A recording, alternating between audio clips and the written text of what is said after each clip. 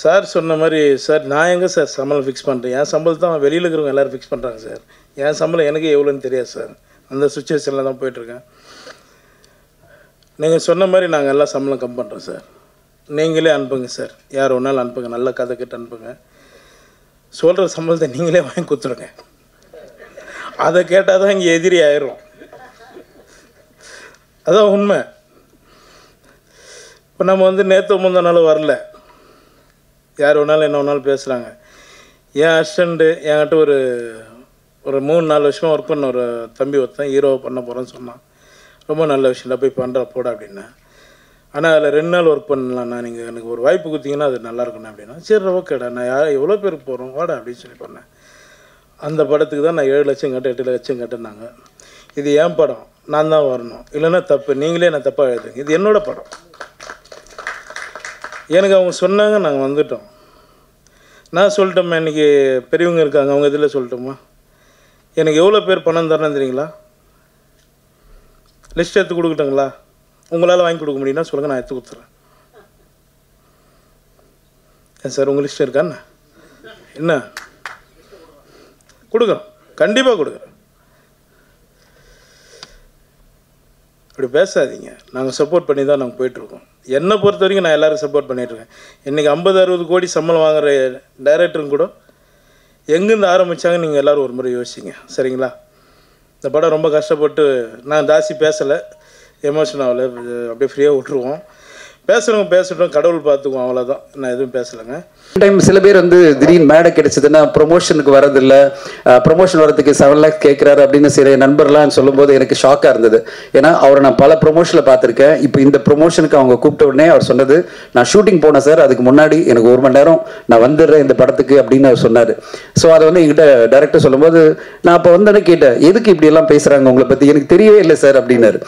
ஒரு விஷயம் என்னென்னா, ஒரு தயாரிப்பாளராக இருந்தாலும் சரி, யாராக இருந்தாலும் சரி, ஒரு படைப்பாளியோ இல்லை ஒரு நடிகரையோ குறை சொல்கிறதுக்கு முன்னாடி உண்மை என்ன நம்ம தெரிஞ்சுக்கிட்டு பேசினா நல்லாயிருக்கும். அந்த படத்தில் அவருடைய கேரக்டர் என்ன, எவ்வளோ முக்கியத்துவமான கேரக்டர், அவர் உண்மையிலேயே இந்த படத்தில் அவர் முக்கியமான ஒரு கேரக்டர் பண்ணியிருக்காரு. ஒரு 10-15 நாள் ஆக்ட் பண்ணியிருக்காருன்னா அவரை ப்ரொமோஷன் கூப்பிட்றதுலையும் ஒரு லாஜிக் இருக்குது. அதை ப்ரொமோட் பண்ண வேண்டியது அந்த நடிகருடைய கடமையாக நான் பார்ப்பேன். இந்த படத்தில் அவர் தான் ஹீரோ, 25 நாள் 30 நாள் நடிச்சிருக்காரு. அப்போ ப்ரொமோஷன் வர்றதுன்றது அவருடைய கடமை, அது வந்திருக்காரு. அப்படி இல்லாமல் அவரை பல படங்களில் நான் பார்த்துருக்கேன். கேமியோ, நான் படங்கள் பார்த்துட்டு இருக்கிறதோடு சொல்கிறேன், அவர் படங்களில் கேமியோவை கூப்பிடுவாங்க. திடீர்னு பார்த்தா ஒரு 2 சீனில் இருப்பார். திடீர்னு பார்த்தா 1 நாள் நடிச்சிருக்காருன்னு நினைக்கிறேன் அந்த படத்தில். அந்த படத்தினுடைய ப்ரொமோஷனுக்கெல்லாம் அவர் உட்காரணும்னு நினச்சிக்கிறது எந்த அளவு நியாயம்னு எனக்கு புரியல. ப்ரொமோஷன் வரதில்லை யோகி பாபு அவர்கள், அவர் பாஸ் கேட்கிறார் ப்ரொமோஷன் வரது அப்படின்னு சொல்லிட்டு ஒரு ராங்கான அலிகேஷன் பண்ணும்போது அவர் ப்ரொமோஷன் வரனால பயப்பட வச்சிருவாங்க போல இருக்கு. இப்படி எல்லாம் பேசக்கூடாதுன்றது என்னுடைய தாழ்மையான வேண்டுகோள். உண்மையை தெரிஞ்சுக்கிட்டு பேசுங்க. உண்மையிலேயே அவர் அந்த படத்தில் என்ன கேரக்டர் பண்ணியிருக்காரு, எத்தனை நாள் நடிச்சிருக்காரு, அவர் ப்ரொமோஷனுக்கு ப்ராப்பராக இன்வைட் பண்ணாங்களா, அதெல்லாம் இன்வைட் பண்ணி அவருடைய டேட் வாங்கினாங்களா? ஏன்னா ஒரு நடிகர் தொடர்ந்து படங்கள் பண்ணிட்டு இருக்கும்போது 10-15 படங்கள் பண்ணிட்டு இருக்கும்போது ஒரு டேட் முன்னாடியே வாங்கணும் ப்ரொமோஷனுக்கு. அந்த டேட்டை வாங்கின பிறகு அவர் வரலன்னா ஏன் வரலன்னு கேட்கறதுல எல்லா நியாயமும் இருக்கு. அது இல்லாம சகட்டு மேடிக்கு மேடை கிடைச்சதுன்னு சொல்லிட்டு ஒரு கலைஞனை எந்த விதத்திலும் பாதிக்கக்கூடாதுன்றது என்னுடைய தாழ்மையான வேண்டுகோள். ஊடக நண்பர்கள் எல்லோருமே அவருக்கு இந்த புரிதலோட அவருக்கு சப்போர்ட் பண்ண நான் எதிர்பார்க்கிறேன். அவரோட அடுத்த படம் நான் பண்றதுக்காக இதெல்லாம் நான் பேசல, உண்மை பேசணும். எப்பவுமே ஒரு கலைஞரை ஹர்ட் பண்ற மாதிரி, அதாவது காயப்படுத்துற மாதிரி நம்ம வார்த்தைகளை சொல்லிட்டு அவர் ஏதோ எல்லா படங்களுக்கும் ஏதோ துரோகம் பண்ற மாதிரி, ஏதோ ப்ரொமோட் பண்ணாம எல்லா படங்களும் இது பண்ற மாதிரி எல்லாம் பேசுறது என்னை பொறுத்தவரைக்கும் ஏத்துக்கவே முடியாது. நான் அவர்கூட காற்றின் மொழி ஒரு படத்துல திடீர்னு ஒரு டிஸ்கஷன் போது சொன்னாங்க, சார் அவர் ஒரு கேமியோ பண்ண சொல்லலாம் அப்படின்னு போது நான் ஃபோன் பண்ணி சொன்ன உடனே சொன்னார், சார் எப்போ சார் வந்துடுறேன் சார், ஷூட்டிங் ஈவினிங் வச்சுக்கலாமா சார், ½ டே இல்லை ஃபுல் டே இருந்து என் கூட ஷூட்டிங் பண்ணி முடிச்சு போயிட்டு மறுநாளே டப்பிங் பண்ணி கொடுத்துட்டு அப்படியே போயிட்டாரு. ஸோ நம்ம கூப்பிட்டா போகிறோம், நம்ம கரெக்டான கேரக்டராக அது இருந்தாலே போகிறோம். அப்போ அந்த படத்தினுடைய ப்ரொமோஷனாக யோகி பாபு சார் வாங்கன்னு கேட்கறது நியாயமே கிடையாது. ஏன்னா அது ½ டே 1 டே வந்துட்டு போனார், ஒரு 2 சீன் வந்துட்டு போனான்றதுக்காக நீங்கள் ப்ரொமோஷனில் காட்டிச்சு பண்ணுங்கன்றது எந்த வகையில் நியாயம்? அந்த மாதிரி நம்ம படைப்பில் எந்த அளவு அவருடைய இன்வால்மெண்ட் இருக்கோ அதுபடி அவருடைய டேட்டை கேட்கறதும் ப்ரொமோஷனில் பார்ட்டிசிபேட் பண்ண சொல்றதும் நியாயமான விஷயமா இருக்கும். நம்ம ஊடகங்கள் எல்லோருமே அவருக்கு அந்த வகையில் புரிதலோட சப்போர்ட்டாக இருக்கணுன்றது என்னுடைய கோரிக்கை. இந்த படம் 16ஆம் தேதி வருது. அண்ட் 16ஆம் தேதி ஒரு ஆச்சரியமான விஷயம் என்னன்னா, 3 கலைஞர்களும் காமெடினா இருந்து இன்னைக்கு அவங்க ஹீரோ நடிக்கிற படங்கள் வருது. ஒன்று வந்து சந்தானம் சாரனுடைய டிடி நெக்ஸ்ட் லெவல் அப்படின்ற படம், இன்னொன்று வந்து சூரிய சாரனுடைய படம் மாமன் வருது.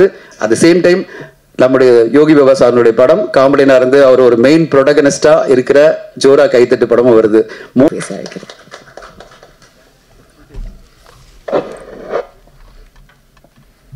வணக்கம்ப்பா, எல்லாருக்கும் வணக்கம்.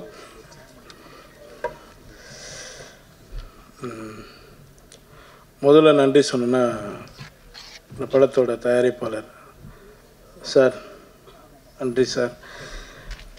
என்னை ரொம்ப கஷ்டப்பட்டு இந்த படத்தை பண்ணார், என்னால் இல்லை.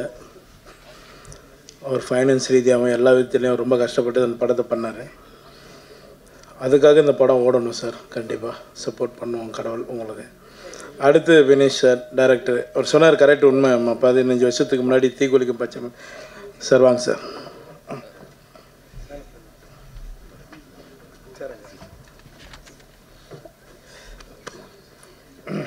பேசுகிறீங்களா சார்?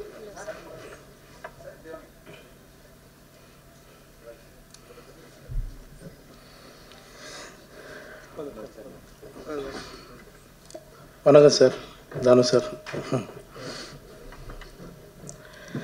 ஒரு 15 வருஷத்துக்கு முன்னாடி தீக்குளிக்கும் பச்சை மரம் படத்தில் வந்து பிரஜன் ஹீரோ. அவர் சொன்ன மாதிரி, சார் சொன்ன மாதிரி வினேஷ் சார் டைரக்ஷன் பண்ணார். அதில் ஒரு சின்ன கேரக்டர் பண்ணோம் நாங்கள், அவரோட ஃப்ரெண்டு கேரக்டர் பண்ணோம். 1000 ரூபா சம்பளம் தரேன் அப்படின்னாரு. சரி ஓகேங்க அப்படின்னு ரொம்ப வருஷம் விட்டு அதுக்கப்புறம் நாங்கள் எங்கள் 2 பேருக்கும் கான்டாக்ட் இல்லாமல் இருந்தது. ஒரு 5-6 வருஷத்தை விட்டு ஒரு ஃபோன் வந்தது. அந்த வாய்ஸ் கேட்டு தான் நான் வந்து பேர் கூட கேட்காம வினீஷ் சார் எப்படி இருக்கீங்கன்னு ரொம்ப ஷாக் ஆகிட்டார். ஏன்னா நான் பழசை மறக்க மாட்டேன், நமக்கு 1 ரூபா 2 ரூபா கொடுத்துனே நான் மறக்க மாட்டேன். அதுக்கப்புறம் நான் பேச ஆரம்பித்தேன். பேசி வாங்க சார் நேரில் மீட் பண்ணலாம் அப்படின்னு. ஒரு 5 நிமிஷம் தான் லைன் சொன்னார், அவரோட பிரச்சனையும் சொன்னார். ஓகே படம் பண்ணலாம் சார், நீங்கள் படம் ஸ்டார்ட் பண்ணுங்க அப்படின்னு. பண்ண படம் தான் இந்த படம். இந்த படத்தில் நடித்த எல்லாருக்குமே நான் நன்றி தெரிவிச்சுக்கிறேன். மேடம் உங்களுக்கும், அப்புறம் அறிவு பாலா, சாந்தி அக்கா, நிறைய பேர் இருக்காங்க. மது அம்பட் சார் வந்து அவர் சார் சொன்ன மாதிரி அவருக்கு வயசாகலைங்க இன்னும். எனக்கு ஒரு கதை சொல்லியிருக்காருங்க, டைரக்ட் பண்ண போகிறாரு. சொல்லிவிட்டேன் சார், சாரி சார் உங்களுக்கு தெரியாமல். ஒரு சரியான கதை சொல்லியிருக்காரு, சூப்பர் கதை சொல்லியிருக்காரு. அந்த படம் சீக்கிரம் நானும் சாரும் கண்டிப்பாக பண்ணுவோம். தனஞ்சயன் சார் உங்களுக்கு ரொம்ப நன்றி சார். சார் உங்களுக்கு ரொம்ப நன்றி. ஏன்னா பயங்கர சப்போர்ட் பண்ணியிருக்காங்க இந்த படத்துக்காக, இந்த படம் ரிலீஸ் பண்ணுறதுக்கு. தானு சாரும் தனஞ்சயன் சாருக்கும் நான் நன்றி தெரிவிச்சுக்கிறேன். இந்த படத்துக்கு சப்போர்ட் பண்ணி இந்த படத்தை எப்படியாவது நீங்கள் தான் ஜெயிக்க வைக்கணும். உங்களோட ஆதரவு எங்களுக்கு வேணும். ரொம்ப நன்றி, எல்லாருக்கும் ரொம்ப நன்றிங்க. எனக்கு 6:30க்கு ஃப்ளைட்டு. நான் பெங்களூர் போனோம், அதனால தான் நான் 4:30 மணிக்கு போனேன்னு தான் ஒரு 1/2 hour எக்ஸ்ட்ரா இருக்கேன். ரொம்ப நன்றிங்க, எல்லோரும் ரொம்ப நன்றி. தேங்க்யூ. பத்திரிகை மற்றும் ஊடக நண்பர்களுக்கு இனிய மாலை வணக்கம். ரொம்ப ஃபாஸ்ட்டாக போகுது, எல்லாருமே தேங்க்யூ சொல்லிட்டு ஓடி போயிடுறாங்க. ரொம்ப ஆச்சரியமாக இருக்குது. ஜோரா கையை தட்டுங்க படத்துக்கு நிறைய ஜோரா கை தட்டணும். ஆனால் அந்த தட்டுறதுக்கு முன்னாடியே அவங்க முடிச்சிடுறாங்க ஸ்பீச் எல்லாருமே. முதல்ல Zakir Ali, welcome to Tamil cinema. And Vineesh, welcome to Tamil cinema. And more than that, I am very, very proud and happy to share the stage with Madhu Ambat sir, India's legendary cinematographer, and he deserves a round of applause. And you know, his contribution to Indian cinema is very big. Malayalam cinema la avlo periya contribution. Tamiliyum vandu pala arpudhamana padangala kodutha Madhu Ambat sir. Indha padathukku cinematographer naan vandu Vinesh solumbodhu na sonna Madhu Ambat sir avaru inga time kodutharu unakku appdin sonna. Avaru sonnaru illa sir, Madhu Ambat sir romba palakam, enoda Malayalam padathula first avaru dhaan pannaru naru. Appo வந்து எந்த அளவு Madhu Ambat sir is very choosy about films. அவர் என்ன படத்தை பண்ணணும்னு நினைக்கிறாருன்னா ரொம்ப சூஸியா படங்கள் பண்ணுவார். அப்படி ஒரு படமா ஜோரா கைத்தட்டுங்க படம் பண்ணது வந்து Madhu Ambat sir. You are really great. And in this age, after so many years, 50 years of achievement, you coming and being part of the promotion and supporting a film like this, hats off to you sir. Hats off to you. God bless you with more health and more films for Indian cinema, for the pride of Indian cinema. Okay, we are really proud of you. And ரொம்ப சந்தோஷமாக இருக்குது. இங்கே வந்து என் நண்பர் ஸ்ரீதர், அப்புறம் வந்து டீனா மேம்லாம் சொன்னாங்க, நாங்கள் பாட்டில் அடித்தோம், யோகி பாபா சார் வந்து எதுவுமே பார்க்கல, எதுவுமே சொல்லனாரு. என் தலையில் அடிச்சிருந்தா பிரச்சனையாக இருக்கும், ஏன்னா மண்டையில் ஃபுல்லாக ரத்தம் வந்திருக்கும். அவர் தலையில் அடித்தா எங்கே வரும்? இவ்வளோ முடி இருக்குது, ஒன்றுமே ஆகாது. பாட்டில் தான் உடையவே தவிர அவர் மண்டையில் ஒன்றுமே அடிபடாது. அதனால் பாட்டில் அடிச்சா சும்மா சேஃப் தான். அதாவது அவர் ஹெல்மெட்டை தலையிலே வச்சிருக்காரு, அதனால அவருக்கு பிரச்சனை இல்லை. அதனால வந்து நீங்க எவ்வளவு அடிச்சாலும் அவர் தாங்குவாருமா, இங்க அடிச்சாலும் தாங்க, அவ்வளவு நல்ல நண்பர்.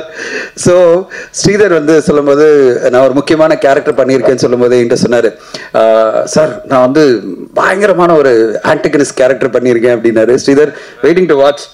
இந்த படத்துல என்ன மாதிரி ஒரு பயங்கரமான ஆன்டகனிஸ்ட் பண்ணியிருக்கேன்னு பார்க்கணும்னு ஆசைப்படுறப்பா. வாழ்த்துக்கள், உன்னுடைய நடிப்பு கரியர் மிக பெருசா வரணும். டீனா மேம், உங்களுடைய ரசிகர் நாங்கெல்லாம். ஆக்ஷன் பேக்ட் நீங்க. இந்த படத்துல என்ன மாதிரி கேரக்டர் பண்ணி நீங்க கலக்குறீங்கன்னு பார்க்கணும். அருவி பாலா, நல்லா பேசுறீங்கப்பா, ஒன்றும் பயம் இல்லை. உன்னை படத்துல நிறைய இடத்துல நல்ல நல்ல விதமா பார்த்து நாங்கள் சந்தோஷப்படுறோம். உன்னோட வளர்ச்சியை பார்க்கும்போது சந்தோஷமா இருக்கு. அதுவும் யோகி பாபு சார் உங்களுக்கு இவ்வளவு சப்போர்ட்டா இருக்கிறத பார்க்கும்போதே ரொம்ப சந்தோஷமா இருக்கு. அண்ட் இன்னும் நல்லபடியா நீங்க வரணும். வினீஷ்க்கு என்னுடைய வாழ்த்துக்கள். வினீஷ், உங்களுடைய தமிழ் வரவு நீங்க ஜோரா கை தட்டுங்கன்னு ஒரு நல்ல ஒரு கான்செப்டோட ஒரு படத்தை கொண்டு வந்திருக்கீங்க. என்கிட்ட ஒரு மாசமா பேசிட்டே இருக்கீங்க, இந்த படத்தை நான் உங்களுக்கு காமிக்கிறேன் சார், நாளைக்கு காமிக்கிறேன் சார், நாளைக்கு காமிக்கிறேன், நாளைக்கா, அப்புறம் நாளனி காமிக்கிறேன், அப்புறம் நாளனி காமிக்கிறேன் சொல்லிட்டே இருக்காரு, காமிக்கவே இல்லை. கடைசியில் நேற்று வந்துட்டு, சார் காமிக்கிறேன் சார், ஆனால் நீங்கள் ஃபங்க்ஷன் வாங்க சார். எங்க ஒரு மாசமா பேசிட்டே இருக்கீங்க படம் காமிக்கிறேன்னு, ஆனால் இப்போ வந்து ஈவெண்ட்டுக்கு வாங்கன்னு சொல்றீங்களே என்ன? இல்லை சார், இந்த ஈவெண்ட்டுக்கு வாங்க சார், அப்புறம் படம் காமிக்கிறேன், எனக்கு போனஸ், நான் படம் ஈவெண்ட்டுக்கு வந்தா படம் காமிக்கிறேன்னு. வந்தவரை யோகி பாபு சார் கேட்டார், சார் நீங்கள் படம் பார்த்துட்டீங்களான்னு. இன்னும் காமிக்கல சார் அப்படின்னு சொன்னேன். ஸோ வினீஷ், உங்களுடைய அந்த முயற்சி பிடிச்சிருக்கு. அன்பா பேசி எல்லாரும் இது பண்றது. இந்த படமும் அதே மாதிரி நீங்க எந்த அளவு நல்ல என்டர்டெய்னிங்கா, எந்த அளவு அன்பா இருக்கீங்களோ அதே மாதிரி இந்த படமும் ரொம்ப சூப்பரா வந்திருக்கும் நான் எதிர்பார்க்கிறேன். பார்த்துட்டு இருந்தா நான் நிறைய பேசியிருக்கலாம், அதனால கொஞ்சம் கம்மியா தான் பேச வேண்டியிருக்கு. கடைசியாக மட்டும் பேசல, முக்கியமாக பேசணும்னா யோகி பாபு சார் பற்றி பேசணும். நான் கலகலப்புலேருந்து நான் அவரோட ட்ராவல் பண்ணிட்டு இருக்கேன். கலகலப்பு, தியா வேலசேனகுமார், அது பிறகு பல ஜேர்னி நான் பார்த்துருக்கேன். அவருடைய வளர்ச்சி, அவருடைய சக்ஸஸ் எல்லாமே அவருடைய உழைப்பு, அவருடைய திறமை, அவருடைய அந்த முயற்சி. இன்ஃபேக்ட் பெரிய இன்ஸ்பிரேஷன் ஃபார் பல பேருக்கு பெரிய இன்ஸ்பிரேஷன். நான் வந்து கலகலப்பு ஷூட்டிங் அப்போ பார்த்துருக்கேன். அங்கே காரைக்குடியில் ஒரு ஷூட்டிங்கில் பின்னாடி நின்றுட்டு ஒரு சின்ன கேரக்டர் சுந்தர் சி சார் கொடுத்தாரு. அப்புறம் தியா வேலசேனகுமார், நாங்கள் வந்து இங்கே மயிலாப்பூரில் ஒரு இடத்துல ஷூட் பண்ணிட்டு இருக்கோம். அந்த பில்டிங்கில் எல்லா அடிதடி ஹாலும் கூட ஒன்றா நின்றுட்டு இருந்தார். அப்போ நான் ஷூட்டிங்கில் இருக்கும்போது பார்க்கும்போது என்கிட்ட வந்து, சார் நான் தான் யோகி பாபு அப்படின்னு பேசியிருந்தார். அப்போல்லாம் நம்ம வந்து ஷூட்டிங் ஸ்பாட்டில் பார்க்கும்போது ஓகே இவரும் ஒரு கேரக்டர் ஏதோ பண்ணுறாரு அப்படின்னு நினைப்போம். ஆனால் அதுக்கு பிறகு என்ன மாதிரி ஒரு வளர்ச்சிகள், என்ன மாதிரி அற்புதமான படைப்புகள். இப்போ சமீபத்தில் டூரிஸ்ட் ஃபேமிலி படத்தில் அவருடைய காமெடி, அந்த கவுண்டர் காமெடியை அவ்வளோ பேர் அப்ரிஷியேட் பண்ணி அவ்வளோ இடத்துல சிரிக்க வச்சிருந்தார். அந்த படைப்புல அவருக்கு ஸ்கோப் இருந்ததுன்னா அற்புதமான ஒரு நடிப்பை கொடுக்கிற ஒரு கலைஞனா யோகி பாபு இருக்காரு. அவரை நம்ம எல்லாருமே என்கரேஜ் பண்ணணும், வாழ்த்தணும். இந்த சேம்